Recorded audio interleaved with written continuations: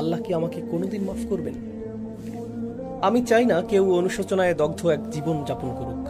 আল্লাহ আমাদেরকে এ ধর্ম এই জন্য দান করেননি যে আমরা অতীতের ভুল নিয়েই পড়ে থাকব। কোরআনের অন্যতম একটা মহান লক্ষ্য হলো, আল্লাহ বলেন, ইন্না ফি যালিকা লাযিকরা লিমান কানা লাহু কলবুন আও আলকাস সামআ ওয়া হুয়া শাহীদ। নিশ্চয়ই এতে উপদেশ রয়েছে তার জন্য যার রয়েছে অন্তর অথবা যে নিবিষ্ট চিত্তে শ্রবণ করে। তাই হৃদয় সম্পর্কিত যে কোনো বিষয় সবচেয়ে বিস্তীর্ণ উত্তর আপনার হৃদয়ের অনুভূতি কেমন হওয়া উচিত তা কোরআনে আছে। কোরআনের মতে কেউ যদি সমগ্র জীবন পাপ পঙ্কিলতায় কাটিয়ে দেয়, বিস্মৃতিতে কাটিয়ে দেয়, ভুল ত্রুটিতে কাটিয়ে দেয়, উপেক্ষায় কাটিয়ে দেয়, ইত্যাদি ইত্যাদি, আল্লাহ কি বলছেন যে এখন থেকে মৃত্যু পর্যন্ত বাকিটা জীবন তোমাকে অতীত জীবনের অনুশোচনায় জ্বলে পুড়ে কাটাতে হবে? কোরআন কি কখনো এমনটা বলেছে? আল্লাহ তার সৃষ্টির অন্তঃকরণের সুরক্ষায় বেশি সংরক্ষণশীল সৃষ্টির নিজের চেয়েও। আমি নিজের অন্তরের প্রতি যতটা যত্নশীল, আল্লাহ আমার অন্তরের প্রতি তার চেয়েও বেশি যত্নশীল। এটা তো বুঝেন, তাই না?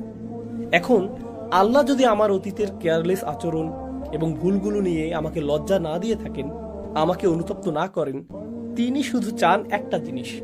কি সেটা? তওবা করো এবং নিজেকে ঠিক করো, নিজেকে পরিশুদ্ধ করে নাও। এখন থেকে আর ওই ভুলগুলো করো না। কিন্তু এর পরেও তুমি হয়তো আবারও কোনো ভুল করে ফেলতে পারো। যদি এমনটা হয় তখন কি করবে? আবার তওবা করবে এবং নিজেকে ঠিক করে নিবে। যদি এটা করতে পারো তাহলে তোমাকে কিসের বোঝা আর বহন করে বেড়াতে হবে না? লজ্জা বা অপরাধ বোধের বোঝা। তোমাকে অনুশোচনায় দগ্ধ এক জীবনযাপন করতে হবে না। আল্লাহ মানুষকে সহজে ক্ষমা করে দেন। বস্তুত তিনি ক্ষমা করে দিতে দারুণ আগ্রহী, কিন্তু মানুষ সম্পূর্ণরূপে ক্ষমা করতে পারে না বা আপনার কৃত অপরাধের কথা ভুলে যেতে পারে না। যদি আপনার মায়ের মনে কষ্ট দিয়ে থাকেন, তিনি আপনাকে জড়িয়ে ধরলেও কিছু একটা তার মনে কষ্ট দিয়ে যাবে। তিনি আসলে এই কষ্টের কিছু অংশ পুরোপুরি মুছে ফেলতে অক্ষম, কারণ আমরা মানুষ, আমাদের এই সামর্থ্য নেই। আমরা কি করি? আমরা মানুষকে ছোট করতে খুবই ভালোবাসি, সর্বদা মানুষকে হেয় করি, মানুষের মাঝে অপরাধ বোধ জাগিয়ে তুলতে পছন্দ করি। এরপর ইসলাম শেখার পরে কি করি? এখন অন্যের অন্তরে অপরাধ বোধ জাগিয়ে তুলতে আমরা ইসলামকে ব্যবহার করি। আমরা নিশ্চিত করতে চাই যে সে যেন কখনো নিজেকে নিয়ে ভালো অনুভব না করে, সব সময় যেন অনুতাপে জর্জরিত এক জীবনযাপন করে। আর কোরআন কি করে? তওবা করো এবং সামনের দিকে এগিয়ে যাও। আর মানুষ কি করে? না, আমি তোমাকে এগুতে দিতে পারি না, না না না, তুমি সামনে আগাতে পারবে না, যেখানে আছো সেখানেই পড়ে থাকো।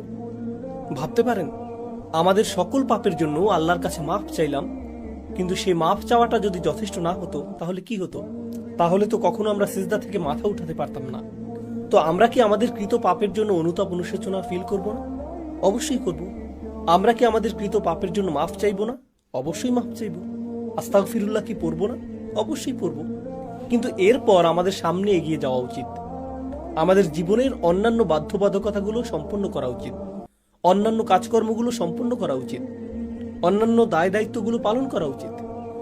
জানেন, মুসা আলাইহিসসালাম ভুলক্রমে একজনকে হত্যা করে ফেলেন।